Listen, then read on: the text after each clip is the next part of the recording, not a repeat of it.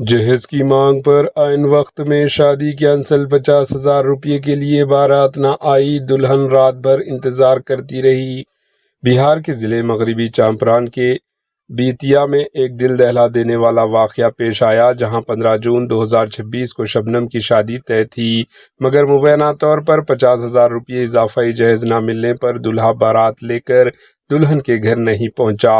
دلہن شبنم رات 1 بجے تک بارات کا انتظار کرتی رہی، لیکن اس کے ارمان ادھورے رہ گئے۔ لڑکی والوں کا الزام ہے کہ 15 جون 2026 کی شام دلہے نے اچانک 50,000 روپے اضافی جہیز کا مطالبہ کیا۔ جب یہ مطالبہ پورا نہ کیا گیا تو انہوں نے بارات لانے سے انکار کر دیا۔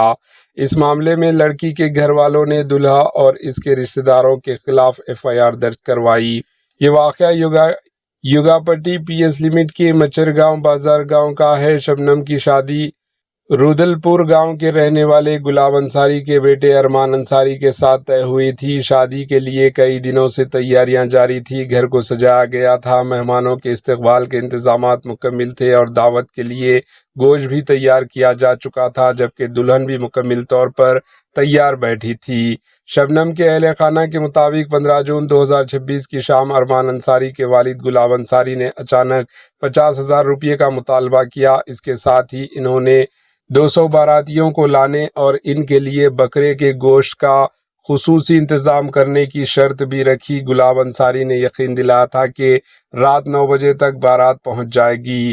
لڑکی کے رشتہ دار شاہد انصاری نے بتایا کہ رات گئے تک پورا خاندان، رشتہ دار اور گاؤں کے لوگ بارات کا انتظار کرتے رہے، لیکن کوئی نہیں آیا۔ ان کا کہنا تھا کہ شادی ٹوٹنے سے نہ صرف شبنم بلکہ پورے خاندان شدید ذہنی اذیت اور سماجی پریشانی کا شکار ہو گیا۔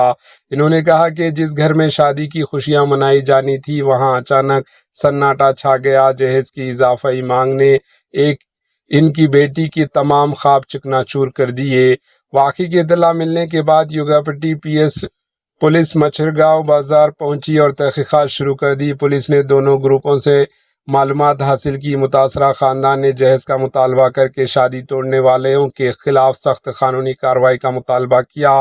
پولیس حکام کا کہنا ہے کہ معاملے کی مکمل جانچ کی جا رہی ہے اور تحقیقات کی رپورٹ کی بنیاد پر آئندہ قانونی کارروائی عمل میں لائی جائے گی۔ Bureau report AHN news.